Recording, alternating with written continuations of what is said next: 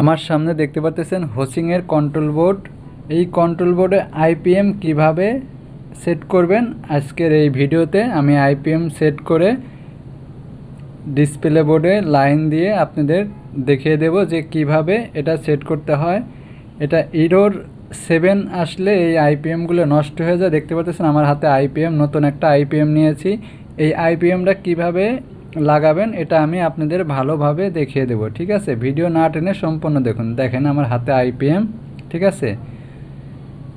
তো এই আইপিএম মূলত লাগানোর সময় খুব সতর্কতাভাবে লাগাইতে হবে, যেন ব্যাকাতেরা যেন না হয়, এই দিকটা খেয়াল রাখবেন, ঠিক আছে?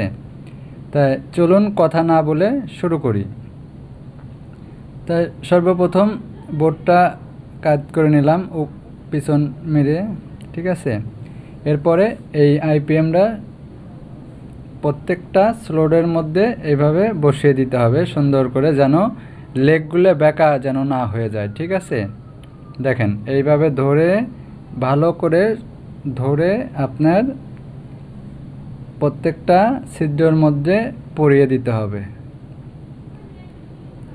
আর আইপিএম খোলার সময় সতর্কতাভাবে খুলতে হবে, যেন বোর্ডের যে পিনগুলো আছে সেই পিনগুলো যেন ছিঁড়ে না যায়, ঠিক আছে?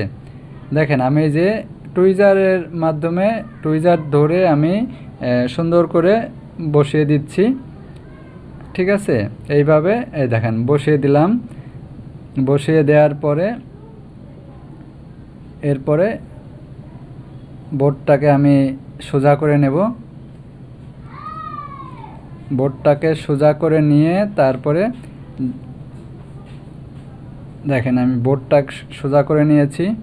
নেওয়ার পরে তারপরে আপনার কি করতে হবে, প্রথম সোল্ডারিং করতে হবে একটা লেগ, ঠিক আছে? একটা লেগ সোল্ডারিং করার পরে তারপরে আপনার বাকিগুলো পরে আরেকটা লেগ সোল্ডারিং করবেন। সোল্ডারিং করার পর তারপরে বাকিগুলো সোল্ডারিং করে দিবেন, ঠিক আছে?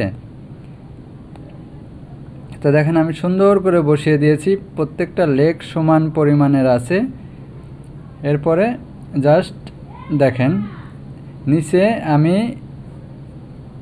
নিচে একটু ফাঁকা থাকতে হয়, ঠিক আছে? ফাঁকা রাখার জন্য আমি জাস্ট আমার কাছে কেবল ছিল পুরাতন, আপনি কেবলও দিতে পারেন কিংবা কাগজ দিয়েও এই করতে পারেন, ঠিক আছে? দেখেন আমি সোল্ডারিং করতেছি প্রথমে একটা লেগে সোল্ডারিং করার পর তারপরে এই পাশে আরেকটা লেগে সোল্ডারিং করব, ঠিক আছে? দুইটা লেগকে আগে লক করে নিতে হবে। লক মানে কি, আপনি দুইটা লেগ সোল্ডারিং করার পর তারপর বাকিগুলো সোল্ডারিং করে দিবেন, ঠিক আছে? দেখেন জাস্ট ভিডিও অনেক বড় হয়ে যাবে, এর জন্য আমি আপনাদের দেখাই নাই। দেখেন সোল্ডারিং আমি সবগুলো করে নিয়েছি, ঠিক আছে? এইভাবে মূলত আপনারা সোল্ডারিং করবেন, যেন একটা লেগের সঙ্গে যেন আরেকটা লেগ সংযোগ না হয়ে যায়, ঠিক আছে? তারপরে ভালো করে চেক করে দেখবেন যে আপনার কোনো লেগের সঙ্গে কোনো লেগ সংযোগ হয়ে আছে কিনা, ঠিক আছে? এইগুলো খেয়াল করবেন। খেয়াল করার পর তারপরে ভালো করে থিনার দিয়ে পরিষ্কার করে দিবেন। পরিষ্কার করে দেওয়ার পরে এরপরে এই যে দেখেন আমি থিনার ব্যবহার করতেছি। থিনার ব্যবহার করে আপনি ভালো করে ওয়াশ করে দিবেন। ওয়াশ করে দেওয়ার পরে জাস্ট আমি ডিসপ্লে বোর্ড লাগিয়ে পাওয়ার দিয়ে আপনাদের দেখিয়ে দেব যে আমি যে আইপিএমটা লাগাইলাম সেটা ঠিক মতো লাগছে কিনা, আমার বোর্ড ওকে হলো কিনা, ঠিক আছে? যখনই আমি ডিসপ্লে বোর্ডে পাওয়ার দিব, পাওয়ার দিলে আপনার এরর 12 আসবে। এরর 12 হচ্ছিল সিনক্রোনাইজারের, ঠিক আছে? সিনক্রোনাইজারের জ্যাক যদি না লাগানো থাকে সেই কারণে এরর 12 আসবে, ঠিক আছে? তো দেখেন ভালো করে পরিষ্কার করে নিলাম, ঠিক আছে? এইভাবে আপনারা পরিষ্কার করে নেবেন। পরিষ্কার করে নেওয়ার পরে পিছন সাইডটাও এই যে আমি খুলে নিচ্ছি, যেহেতু কাজ শেষ এটা, হ্যাঁ আমি খুলে নিলাম। খুলে দেখেন সুন্দরভাবে কিন্তু বসে গেছে, কোনো বেকাতেরাভাবে বসায় নাই, ঠিক আছে? উঁচা নিচা হয় নাই, জাস্ট আমার কাজ হয়ে গেছে এইখানে। এখন দেখেন আমার সামনে কিন্তু দেখেন খুব সুন্দরভাবে কিন্তু সোল্ডারিং করে দিছি।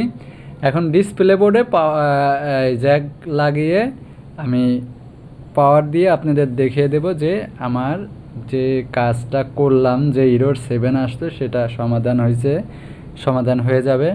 পাওয়ার আসলেই আপনার ডিসপ্লেতে পাওয়ার যখন দেব তখন ইরোর 12 লেখা আসবে। 12 লেখা মানে সিনক্রোনাইজার জ্যাকের প্রবলেম, ঠিক আছে। সিনক্রোনাইজারের জ্যাক যদি না লাগানো হয় ইরোর 12 আসবে। তাই আমি পাওয়ার দিচ্ছি, দেখেন পাওয়ার অন করে দিলাম। দেখেন এখন কিন্তু আমার ডিসপ্লেতে পাওয়ার চলে আসছে। ডিসপ্লেতে পাওয়ার আসার পর দেখেন এখানে কিন্তু 12 ইরোর 12 চলে আসছে। তার মানে আমার কিন্তু বোর্ড ঠিক হয়ে গেছে, ঠিক আছে। এইভাবে মূলত আপনারা আইপিএমগুলো সেট করবেন দেখে শুনে। তা ভালো থাকবেন সবাই, সুস্থ থাকবেন। আজকের মতো এইখানেই বিদায় নিচ্ছি। পরবর্তী ভিডিও দেখার জন্য আমন্ত্রণ রইল। আল্লাহ হাফেজ।